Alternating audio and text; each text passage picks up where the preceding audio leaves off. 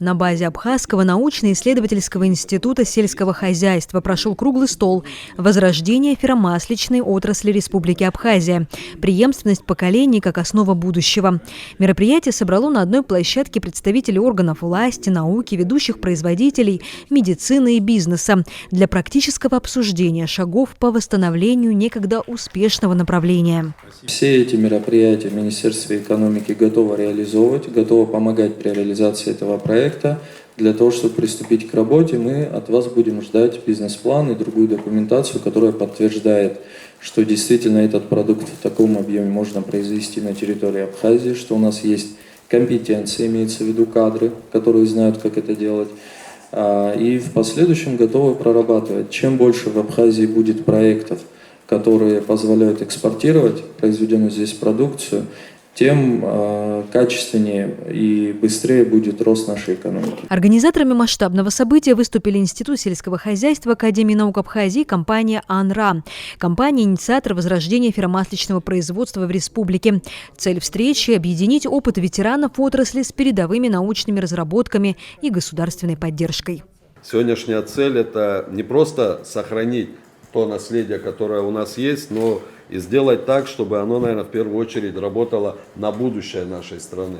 Поэтому я считаю, что та тема, которую мы сегодня обсуждаем, тот вопрос, который мы сегодня развиваем, да, это очень важно для нашей страны. Это может и должно стать одним из существенных важных направлений в развитии экономики нашей страны, потому как под это направление будут подтягиваться еще другие направления, которые создадут целую отрасль в креативной экономике.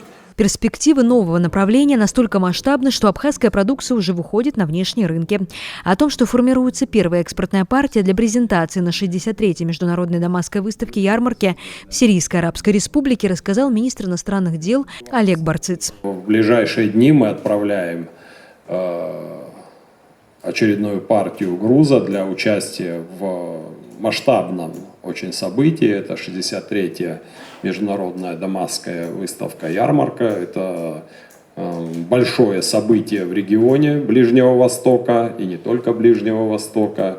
Мы уже имели опыт участия в этом масштабном формате. И Тимур Зурабович, и Даур Вадимович, это из присутствующих, имею в виду, были членами делегации, в ходе которой мы посещали это мероприятие. Так вот, это присутствие там более чем 60 стран.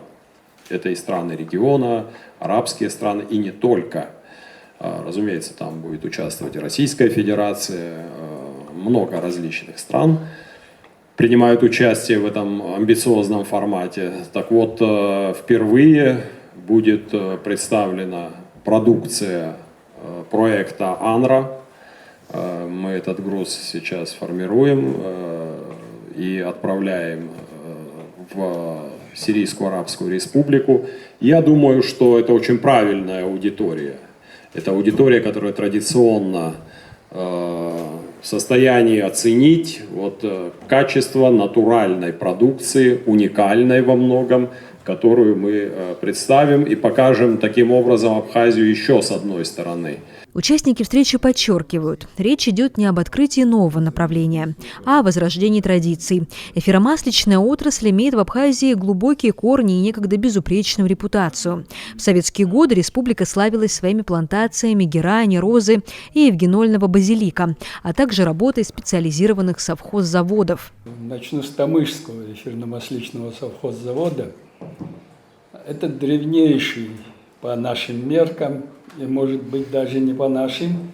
В 1929 году был организован этот совхоззавод.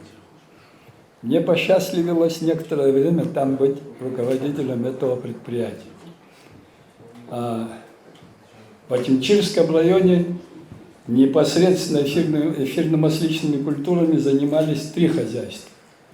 Это Меркульский эфирно-масличный совхоз, Моговский и головной Тамышский совхоззавод. Я говорю только о Ачинчирском. В Гале соответствующий завод был, в Бабушарах был соответствующий тоже завод. с 1 тонны лепестков или бутонов мы получали 930 грамм масла розового. Да, и где-то мы перерабатывали до 30 тонн. Участники круглого стола отметили, что создание новых производств дает мультипликативный эффект для экономики, снижая зависимость от традиционного туризма. И при этом обратили внимание на тот факт, что под льготное кредитование попадает в основном курортный бизнес. Министр экономики подробно объяснил, почему инвесторы чаще выбирают гостиничную сферу, несмотря на более долгие сроки окупаемости. Далеко не все, не имея опыта работы в такой сфере, захотели бы себя попробовать. С гостиницей, если в этом смысле проще, или во всяком случае кажется, что проще. Но наладить промышленное производство, наладить самому базу для производства сырья, это вещь, в которую далеко не каждый пойдет. Поэтому, говоря о приоритетах, приоритет со стороны инвестора более понятный бизнес. В данном случае там были данные представлены, срок окупаемости примерно от 3 до 5 лет, в зависимости от сценария. Да, в зависимости от сценария, но в среднем это где-то 5 или 7 лет. Ну, скажем, даже 8. Средний срок окупаемости гостиничного объекта, если он не создан своими руками, не создан на базе частного дома, а вот именно строится с нуля, причем здесь практически не играет никакой роли его размер, это 20 номеров или 100 номеров, срок окупаемости порядка 10 лет, а часто и больше, в зависимости от уровня. В данном случае гостиничный бизнес выбирают не потому, что это высокорентабельная история, а выбирают потому, что это понятная для инициатора история.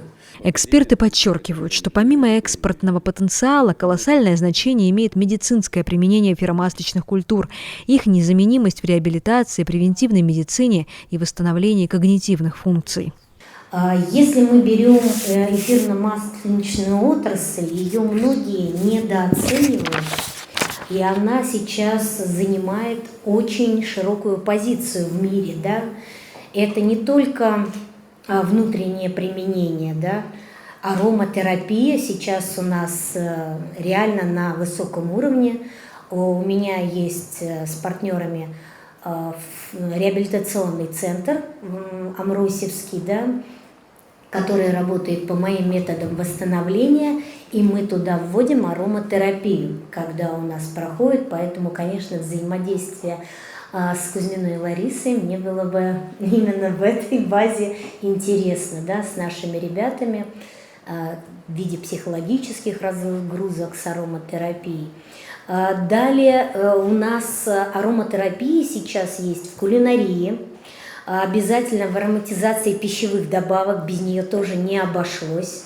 Но уборка, вся вот бытовая химия, да, которая именно на натуральных. Важным условием успеха эксперты называют бескомпромиссное качество сырья и строгое соблюдение агротехники, от климатических особенностей до современных методов перегонки и анализа. В чем основная у нас проблема на территории России возникает? У нас нет качественного эфирного масла. В какое-то время, да и в принципе сейчас, нас очень хорошо вытягивает Крым. Тунисовый, лавандовый, розовый и тому прочее.